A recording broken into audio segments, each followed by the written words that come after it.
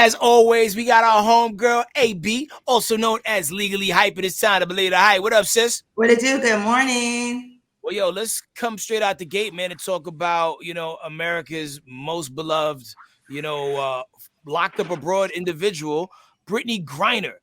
Is she ever coming home at this point? Okay, so boom. So it sounds like there are some negotiations going on with Russian authorities between, United States to try to bring her home.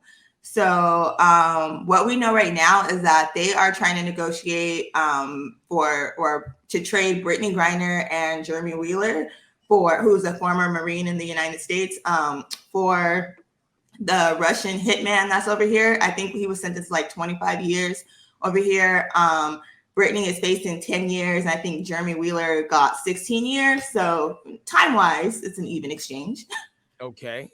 Way different severity of crime. Now, Brittney Griner actually spoke out about, the way she was kind of railroaded into the situation. And here's what she had to say. There were documents that I had to sign. I can only assume that they were about the search and the cartridges. We had to use my phone and Google Translate for him to be able to tell me a little bit. There was a lady that was there that they said was an interpreter, but it was more just her telling me surname, sign, really short words.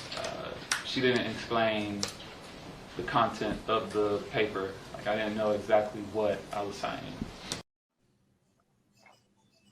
That AB, but that's a little crazy. But I feel like the laws ain't the same over there. So it's perfectly legal for them to do this.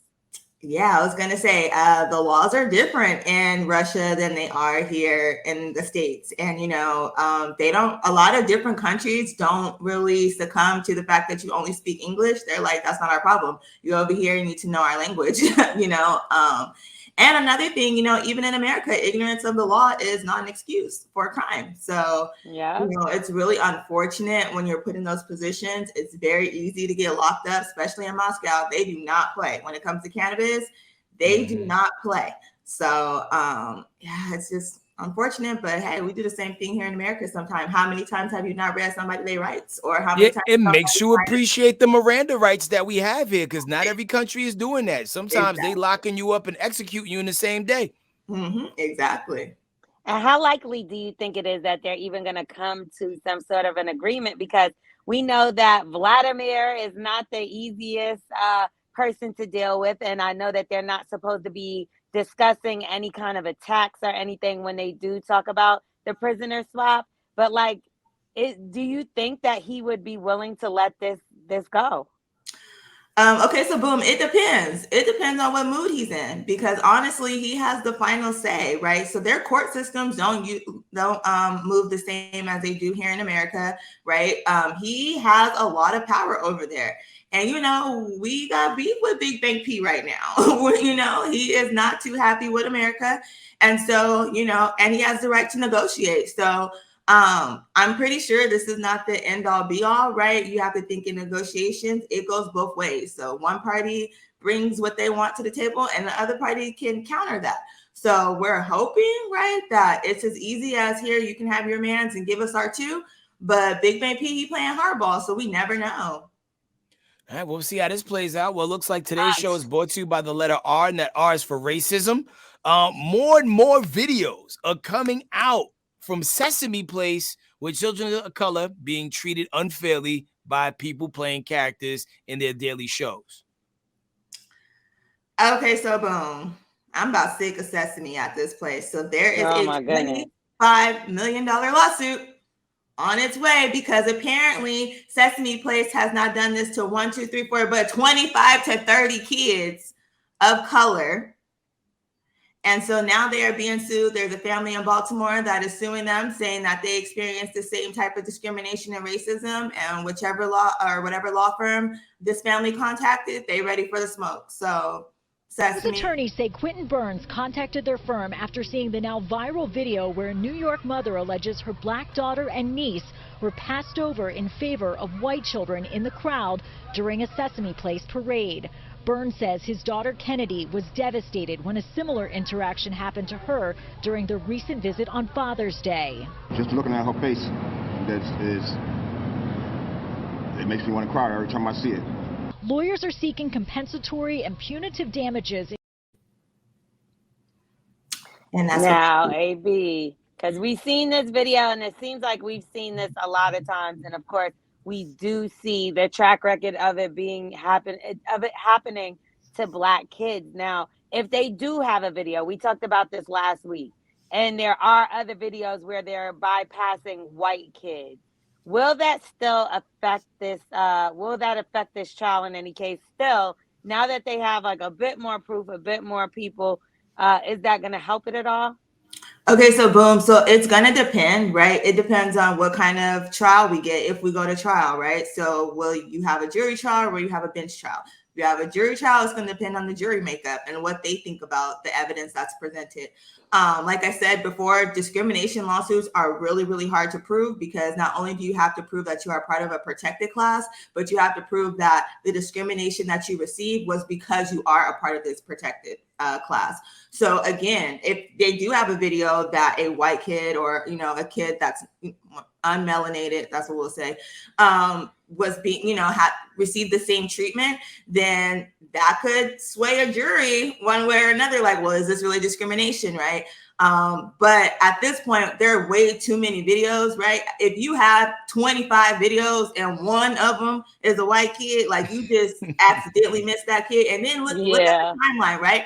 What if it was the end of the show and you just happened to walk past the white kid because you was on your way to the back? Because it was, right. So we have to look at where the evidence lies in that.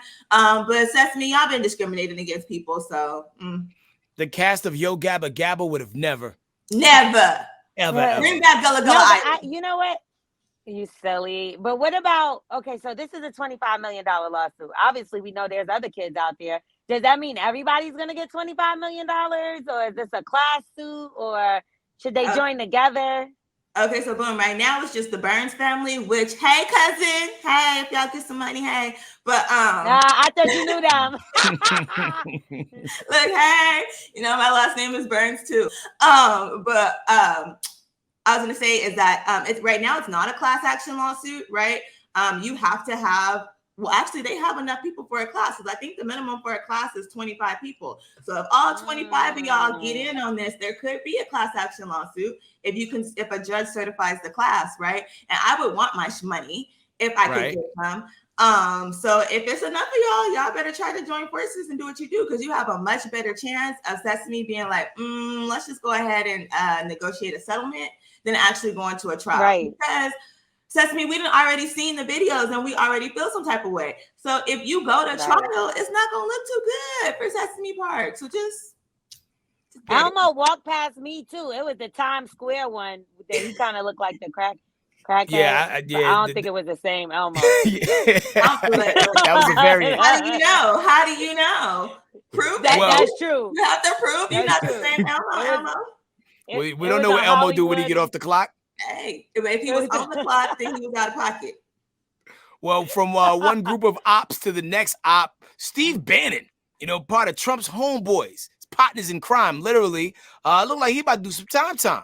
Oh yeah, Sir Bandwagon, you are definitely going to jail, my G.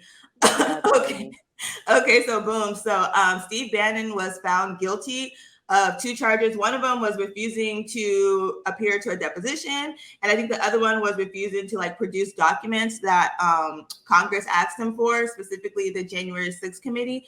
And you cannot do that. You were subpoenaed. There was a legal subpoena, and you just ignored it. So now you're going to jail, bro, for at least 30 days. When is Trump going? Why can't Trump go with him too? Okay, so boom. The way January 6th hearings is coming out these days, Trump might be looking at some handcuffs. Woo! But real time, because you just kind of skated over the fact Steve Bannon looking at 30 days. I did. Yeah, it might be 30 days, same as Cash, right? Minimum 30 days, maximum is 2 years. And you got to think there's 2 counts. Okay. So you know. But he's going to appeal, obviously. Do you have an appealable issue? Likely not. Put him in the Jeffrey Epstein cell. Right. But look, see, because you're going to the feds, right? And I don't care if you do 30 days in jail, 30 minutes in jail, 30 years in jail. Jail is jail, and it's horrible. And for somebody like that, who is used to a lifestyle, who is not used to people telling them what to do, who is not used to 3 raggedy hots and a cot, right? Is used to wearing what they want to wear, used to sunshine. That's going to be terrible. Yeah, I want him to have the Oz experience with a very strong Schillinger type as his cellmate. I hope he do. Fingers crossed, right? He should be watching Oz right now, and don't drop the soap, Bannon. Well, yo, I hope AB, he drops it. keep it on a yo-yo string. So he drops it over and over.